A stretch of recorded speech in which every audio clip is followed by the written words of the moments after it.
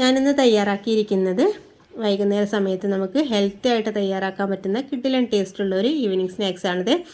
അപ്പോൾ അതെങ്ങനെയാണ് തയ്യാറാക്കിയിരിക്കുന്നത് എന്നുള്ളത് വീഡിയോ സ്കിപ്പ് ചെയ്യാതെ മൊത്തത്തിൽ കണ്ടു നോക്കണേ. അപ്പോൾ ഷുഗർ ഉള്ളവർക്കും പ്രഷർ ഉള്ളവർക്കും ഒക്കെ കഴിക്കാൻ പറ്റുന്ന ഒരു മെത്തേഡിലാണ് ഇത് തയ്യാറാക്കിയിരിക്കുന്നത്. കൊഴുക്കട്ട എന്ന് പറയാറുണ്ടല്ലോ, പഴമക്കാരുടെ ഫേവറേറ്റ് ആയിട്ടുള്ള ഒരു സ്നാക്സാണ് ഈ കൊഴുക്കട്ട.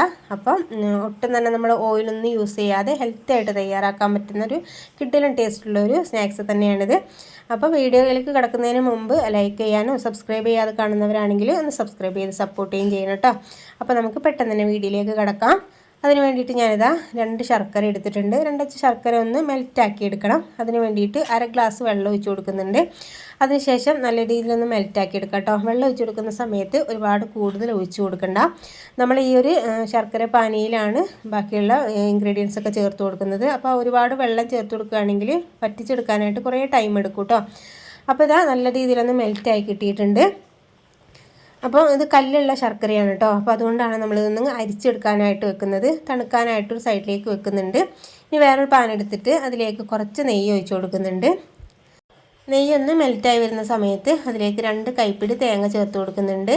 2 കൈപ്പിടി എന്ന് പറയുമ്പോൾ ഒരു തേങ്ങയുടെ പകുതിയാണ് ഞാൻ എടുത്തിരിക്കുന്നത്. അതിനുശേഷം ഈ നെയ്യിലേക്ക് ഇട്ട് കൊടുത്തിട്ട് നല്ല രീതിയിലൊന്ന് വഴറ്റിയെടുക്കാം കേട്ടോ. ഒന്ന് റോസ്റ്റ് ചെയ്തെടുക്കാം. പിന്നെ ഒരുപാട് നേരിട്ട് റോസ്റ്റ് ചെയ്യേണ്ട കാര്യമൊന്നുമില്ല, കളറൊന്നും മാറേണ്ട കാര്യമില്ല കേട്ടോ. ഒരു 30 സെക്കൻഡ് മാത്രം ഒരു മീഡിയം ഫ്ലെയിമിൽ വെച്ചിട്ട് ഇതുപോലെ അങ്ങ് റോസ്റ്റ് ചെയ്തെടുത്താൽ മതി. അപ്പോൾ ഇതാ നല്ല രീതിയിലൊന്ന് 30 സെക്കൻഡ് ആകുന്ന സമയത്ത് സെറ്റായിട്ടുണ്ട് കേട്ടോ. ഈ ഒരു നെയ്യ് ഇതിലേക്ക് തേങ്ങയിലേക്കൊന്ന് പിടിച്ച് കിട്ടിയാൽ മാത്രം മതി. പിന്നെ അതിലേക്ക് കുറച്ച് ഏലക്കായ പൊടിച്ചതും പിന്നെ ചെറിയ ജീരകം പൊടിച്ചതും കൂടി ചേർത്ത് കൊടുക്കുന്നുണ്ട്. ഈ 2 പൊടികളും കൂടി ചേർത്ത് കൊടുക്കുന്ന സമയത്ത് നല്ലൊരു ഫ്ലേവറും കാര്യങ്ങളും ഉണ്ടാവും കേട്ടോ. അപ്പോൾ അത് ഈ തേങ്ങയിലേക്കൊന്ന് നല്ല രീതിയിലൊന്ന് പിടിക്കുന്ന പോലെ നമുക്ക് മിക്സ് ചെയ്തെടുക്കാം.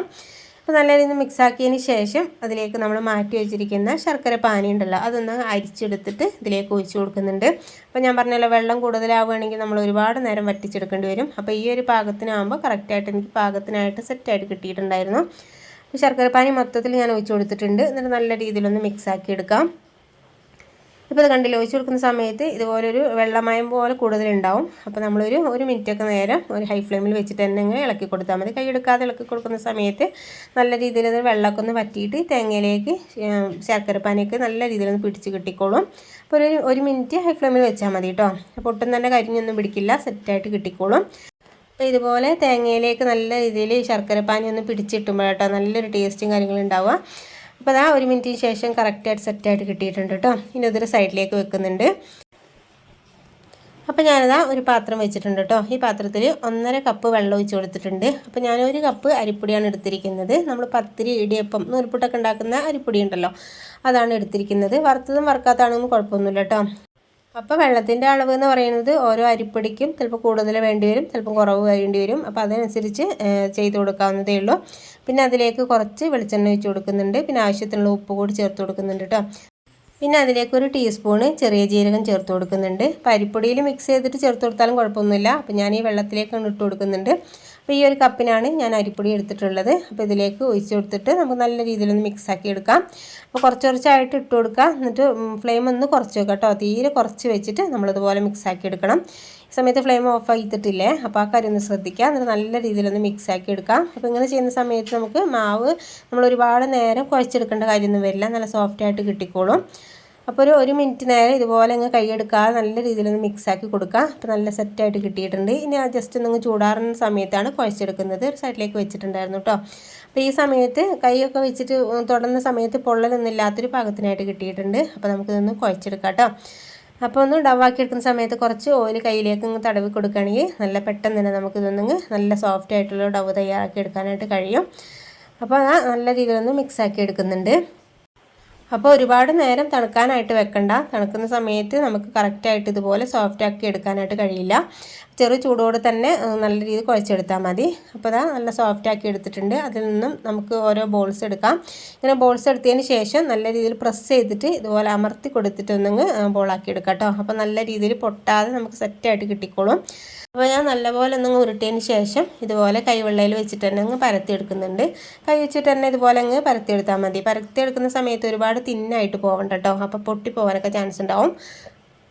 ഇനി നമ്മൾ ഓരോ സ്പൂണ് ഫില്ലിങ് എടുത്തിട്ട് ഇതിലേക്ക് വെച്ച് കൊടുക്കുക. എന്നിട്ട് ഈ വീഡിയോയിൽ കാണുന്നത് പോലെ തന്നെ ഒന്നിങ്ങ് കവർ ചെയ്തെടുക്കുക കേട്ടോ. അപ്പോൾ അപ്പോൾ ഓരോ സൈഡ് വെച്ചിട്ട് ഇതുപോലെ അങ്ങ് സെറ്റാക്കിയിട്ട് എടുത്താൽ മതി. അപ്പോൾ ഒട്ടും തന്നെ പുറത്ത് പോകുന്നൊരു വിഷയം വരില്ല കേട്ടോ. നമ്മൾ ഫില്ലിങ് ഒട്ടും തന്നെ പുറത്ത് പോകാതെ സെറ്റായിട്ട് കിട്ടിക്കോളും. ഇതുപോലെ പ്രസ് ചെയ്ത് ചെയ്താൽ മതി കേട്ടോ. അപ്പോൾ എവിടെയെങ്കിലും ഇതുപോലെ ഹോളൊക്കെ കാണുന്നുണ്ടെങ്കിൽ കൈവിരൽ വെച്ചിട്ട് തന്നെ നിങ്ങൾ പ്രസ് ചെയ്ത് കൊടുക്കുക. എന്നിട്ട് ഇതുപോലെ നല്ല രീതിയിലൊന്ന് റോൾ ചെയ്ത് കൊടുത്താൽ മതി കേട്ടോ. ബോളാക്കി എടുക്കുന്ന സമയത്ത് സെറ്റായിട്ട് കിട്ടിക്കോളും. ഒട്ടും തന്നെ ക്രാക്സ് ഒന്നും വീഴാതെ സെറ്റായിട്ട് കിട്ടിയിട്ടുണ്ട്. അപ്പോൾ ഇതുപോലെ ഒന്ന് പ്രസ് ചെയ്ത് എടുത്തിട്ടില്ലെങ്കിൽ നമ്മൾ ആവി കയറ്റുന്ന സമയത്ത് പൊട്ടിപ്പോകാനൊക്കെ ചാൻസ് ഉണ്ട് കേട്ടോ. അപ്പോൾ ഇതുപോലെ ഞാൻ 5 എണ്ണം എനിക്ക് തയ്യാറാക്കി എടുക്കാനായിട്ട് കഴിഞ്ഞിട്ടുണ്ട്.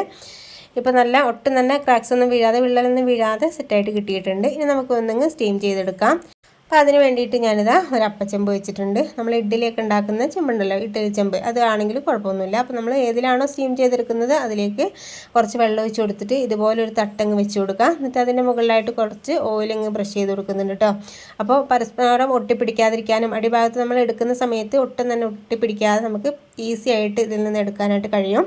അതിന് പകരം വാഴയില ഉണ്ടെന്നുണ്ടെങ്കിൽ അതിൻ്റെ അടിയിൽ വെച്ച് കൊടുത്താലും മതി കേട്ടോ. അപ്പോൾ നമുക്ക് എടുക്കുന്ന സമയത്തും ഈസി ആയിട്ട് കിട്ടിക്കോളും.